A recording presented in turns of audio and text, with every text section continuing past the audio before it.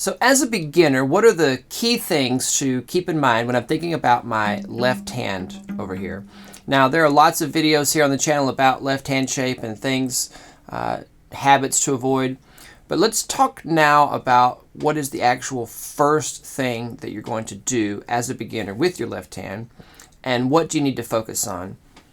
Primarily, you need to focus on keeping this hand shape here. Yes, keeping the fingers rounded while you are playing. And this is perhaps the difficult part about being a beginner, is that as you're playing, you know, it's easy enough, you know, to find this hand shape and me to tell you about it and say, keep your thumb behind your second finger, which you should be doing, okay, keeping this thumb behind the second finger.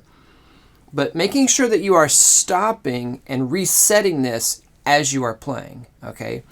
And also checking it is that, you know, we're going to talk in the next video about what to listen for and what we're going to do when we pluck.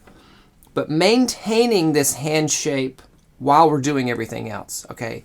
And continually coming back to it, because, you know, there's the notes and there's the playing and there's the bow hold and all this.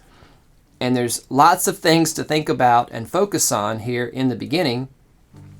And so, you know, we kind of tend to go around and focus on this, and we forget to come back, or we forget to reset something, okay, that we've started. Remember, it's not a one and done. It's not like you just set the left hand and then it's finished. You have to continually come back and check it and make sure that it's staying rounded, and especially make sure that it's staying rounded while you're getting the string down to actually play a note, okay? So in the next video, we're going to talk about what you're going to listen for while you are plucking this very first note here with the first finger.